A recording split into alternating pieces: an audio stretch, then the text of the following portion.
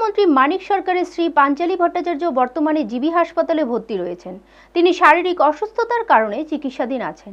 শনিবার দুপুরে মুখ্যমন্ত্রী ডক্টর মানিক সাহা হাসপাতালে পৌঁছে পাঞ্চালী ভট্টাচার্যের সঙ্গে দেখা করেন। মুখ্যমন্ত্রী পাঞ্চালী ভট্টাচার্যের সঙ্গে দীর্ঘক্ষণ কথা বলেন এবং তার সুস্থতার খোঁজ খবর নেন।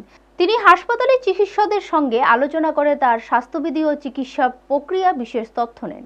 মুখ্যমন্ত্রী ডক্টর মানিক সাহা প্রাক্তন মুখ্যমন্ত্রীর পরিবারকে সহমর্মিতা জানিয়ে আশা প্রকাশ করেন যে পাঞ্চালী ভট্টাচার্য খুব দ্রুত সুস্থ হয়ে উঠবেন বলে আশা প্রকাশ করেন। ওনার অ্যাকচুয়ালি একটা ব্লিডিং ছিল, যা শুনলাম হিমোগ্লোবিনও কম, কিন্তু এখন তো দুটো শুনলাম যে ব্লাড নাকি দিয়েছে, দেওয়ার পরে যে রিপোর্টটা আসবে হিমোগ্লোবিনটাও বাড়বে। তো এমনিতে ওদের থেকে যা শুনলাম, যারা ডাক্তারবাবুরা ডিউটি ডক্টরসরা বলছে যে মেলেনা হয়েছে ওনার, তো সেই কারণেই ওনার ব্লিডিং মানে হিমোগ্লোবিন পার্সেন্টেজটাও কম। তো কালকে উদয় কোলোনোস্কোপি সিগমাস্কোপি করবে, তারপরে বোঝা যাবে আসল ডায়াগনোসিসটা কী হবে, তারপরে বোঝা যাবে।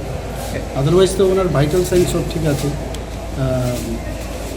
ওনার যে বিপিও ঠিক আছে, তাছাড়া পালস রেটও ঠিক আছে, অক্সিজেন সেট। আপনারা দেখছেন নিউজ তৎকাল 24।